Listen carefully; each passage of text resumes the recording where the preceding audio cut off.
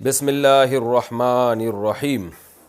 عطاء اللہ خان نے انڈیا سے پوچھا ہے، کیا حضور صلی اللہ علیہ وسلم خواب میں آ سکتے ہیں؟ میں نے بہت سے لوگوں سے سنا ہے کہ حضور صلی اللہ علیہ وسلم خواب میں آتے ہیں، تو کیا یہ سچ ہے اور کیا یہ قرآن و حدیث سے ثابت ہے؟ جی جناب، نبی صلی اللہ علیہ وسلم کی صحیح حدیث ہے۔ آپ صلی اللہ علیہ وسلم نے فرمایا، من رآنی فی المنام فقد رآنی فإن الشیطان لا یتمثل بی۔ فرمایا جس نے مجھے خواب میں دیکھا تو تحقیق اس نے مجھے ہی دیکھا، اس لیے کہ شیطان میری صورت نہیں بنا سکتا۔ یعنی ہم جب کسی کو خواب میں دیکھتے ہیں تو ہو سکتا ہے شیطان وہ صورت بنا کے آ گیا وہ ہمارے سامنے، لیکن نبی نے بتایا کہ میرے معاملے میں شیطان ایسا نہیں کر سکتا، وہ میری صورت نہیں بنا سکتا۔ تو آپ کو اگر خواب میں لگے، یقین ہو کہ آپ نبی کو دیکھ رہے ہیں، تو یہ خواب سچا ہے، نبی ہی کو دیکھ رہے ہیں۔ لیکن اس بارے میں چند باتیں سمجھنا بہت ضروری ہے۔ پہلی بات، نبی صلی اللہ علیہ وسلم کو خواب میں دیکھنا یقیناً بہت بڑی فضیلت کی چیز ہے، لیکن اس سے زیادہ فضیلت یہ ہے کہ آپ کے اعمال درست ہوں۔ بعض دفعہ لوگ نبی صلی اللہ علیہ وسلم کی خواب میں زیارت کرتے ہیں اور یہ سمجھ بیٹھتے ہیں کہ ہم بہت نیک ہو گئے ہیں، حالانکہ وہ اعمال ان کے ٹھیک نہیں ہوتے۔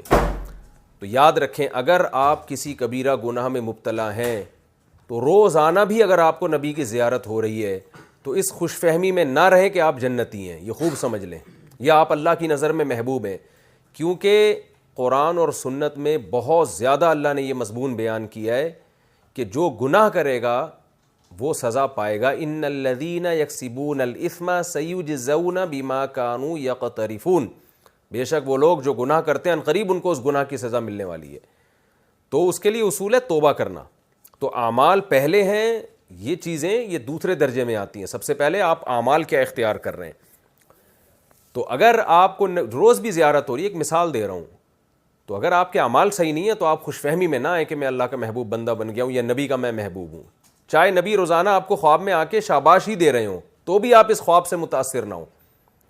اس خواب کی ایک تعبیر ہوگی جو علماء آپ کو بتائیں گے آپ کے اعمال کو سامنے رکھ کر۔ تو اس لیے علماء کہتے ہیں کہ سب سے پہلے آپ اپنے عمل کو فوکس کریں۔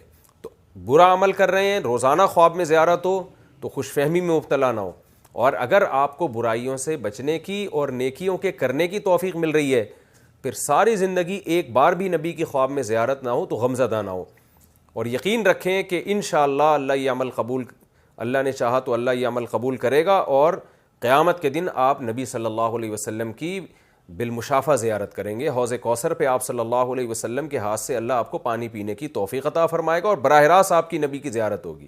خواب کے بجائے اللہ حقیقت میں آپ کو بروز محشر نبی کی زیارت کرائے گا، نبی کا قرب نصیب ہوگا۔ تو یہ میں نے ڈیٹیل اس لیے بیان کر رہا ہوں کہ یقیناً نبی کا خواب میں آنا ایک اچھی بات ہے، لیکن عمل پہلے ہے۔ لوگ ان چیزوں سے متاثر ہو کر عمل کو چھوڑ دیتے ہیں اور انہی چیزوں میں پڑھ کے رہ جاتے ہیں۔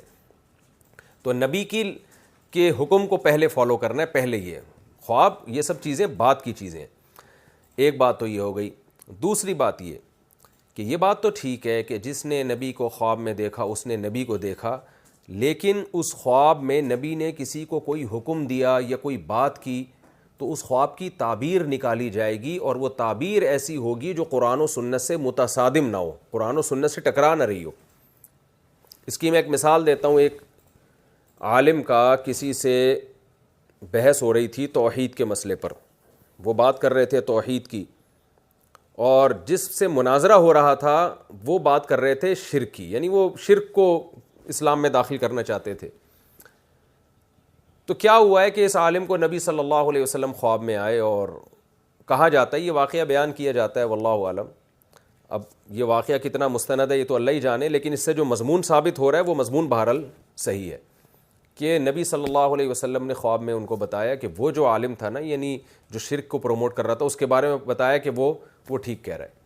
تو ان عالم نے کہا کہ یا رسول اللہ، آپ کی بات میرے لیے سر آنکھوں پر، آپ خواب میں آ کے مجھے ایک بات کہہ رہے ہیں، یعنی ان کو یہ احساس ہوا کہ یہ، یعنی غالباً یہ ایسا ہوا کہ اس جو مراقبہ کیا انہوں نے، تصوراتی دنیا میں آئے یا خواب میں آئے، اور ان کو یہ احساس ہو گیا کہ نبی صلی اللہ علیہ وسلم خواب کی حالت میں ہے۔ تو یا رسول اللہ آپ کی جو جاگتی حالت میں ہمیں جو احادیث پہنچی ہیں اور آپ کی جو تعلیمات پہنچی ہیں اس میں آپ سے ہی توحید ثابت ہے، آپ سے شرک ثابت نہیں ہے، تو میں آپ کی ان باتوں کو لوں یا خواب کی باتوں کو لوں یا مراقبے کی باتوں کو لوں میں؟ تو بیان کرنے والوں نے بیان کیا کہ نبی صلی اللہ علیہ وسلم نے ان کو شاباش دی. یہ گویا ایک اللہ کی طرف سے ایک آزمائش تھی، چاہے وہ مراقبے میں زیارت ہوئی ہو یا خواب میں زیارت ہوئی ہو. تو خوب اچھی طرح یہ بات سمجھ لیں کہ نبی صلی اللہ علیہ وسلم کسی کو تصوراتی دنیا میں یا خواب میں آ کے کوئی بات اگر کہتے ہیں تو اس کو یہ دیکھا جائے گا کہ جاگتی حالت میں نبی نے کیا کہا ہے. جاگتی حالت میں نبی نے جو کہا ہے اس کو فالو کیا جائے گا.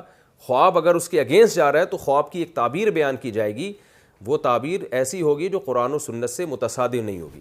مثال کے طور پر کسی کو خواب آتا ہے اور نبی صلی اللہ علیہ وسلم اسے داڑھی کاٹنے کا حکم دے دیتے. ایک مثال دے رہا ہوں، ایسا ہوتا نہیں ہے لیکن ایک مثال دے رہا ہوں سمجھانے کے لیے. تو ایسے آدمی کے لیے داڑھی کاٹنا جائز نہیں ہوگا، چاہے روزانہ خواب میں آ کے اس کو پیغمبر کہتے رہیں یا کسی اور ایسے کام کا حکم دیں جو جاگتی حالت میں جو نبی کی احادیث ہیں اس کے خلاف ہے. تو ایسے خوابوں کی ایسی تعبیر بیان، خواب ایسے ہوتے ہیں بعض دفعہ اس کی تعبیر بالکل الٹی ہوتی ہے، تو اس کی وہ تعبیر بیان کی جائے گی جو قرآن و سنت کے متصادم نہ ہو. تو اس یہ بات بھی خوب سمجھ لیں. تو دو چیزیں ہو گئی، نمبر ایک عمل کو پہلے فوکس کرنا ہے، نمبر دو نبی صلی اللہ علیہ وسلم اگر خواب میں آ کے کوئی بات کہیں تو وہ شریعت نہیں بن جائے گی. شریعت وہی ہے جو قرآن و حدیث سے ثابت ہے. اس خواب کی تعبیر کی جائے گی، اس کو چھٹلایا نہیں جائے گا، ہاں اس کی ایسی تعبیر بیان کی جائے گی کہ وہ تعبیر قرآن و سنت کے موافق ہو جائے. تو یہ خوب سمجھ لیں، کیونکہ بعض لوگ خوابوں کو اتنا زیادہ وہ بڑھا دیتے ہیں کہ وہ جو نبی کی صحیح احادیث ہیں اس کے بالکل اگینسٹ لے آتے ہیں اس کو. اور یہ بھی خوب سمجھ لیں کہ شرعی مسئلہ کبھی خواب سے ثابت نہیں ہوگا، کوئی بھی شرعی حکم خواب سے ثابت نہیں ہوگا. مثال کے طور پر کوئی حدیث ضعیف ہے اور پیغمبر صلی اللہ علیہ وسلم کسی کو خواب میں آ کے بتا دیں کہ یہ حدیث صحیح ہے، تو خواب میں آ کے بتانے سے وہ ضعیف حدیث صحیح نہیں ہو جائے گی، کیونکہ صحیح اور ضعیف حدیث کے جو محدثین نے معیار متعین کیے ہیں قیامت تک وہی معیار رہیں گے، وہ چینج نہیں ہو سکتے. تو حدیث کو اسی پہ پرکھا جائے گا. تو نہ صحیح حدیث خواب میں بیان کرنے سے ضعیف ہو جاتی ہے، نہ ضعیف صحیح ہو جاتی ہے. ہاں اس خواب کی ایسی تعبیر بیان کی جائے گی کہ وہ محدثین کے اصول کے سے ٹکرائے نہیں خواب. تو یہ چند باتیں تھیں خواب کے بارے میں سمجھنا بہت ضروری ہے. باقی نبی صلی اللہ علیہ وسلم کا خواب میں آنا بہرحال ایک بہت بڑی اللہ کی طرف سے نعمت ہے. چلو جاگتی حالت میں زیارت نہیں ہوئی، خواب میں زیارت ہو گئی، تو یہ بہت بڑی فضیلت کی چیز ہے. اس کی فضیلت کا انکار نہیں کیا جا سکتا، لیکن ان اصول اور ان شریعت کے قوانین کی روشنی میں.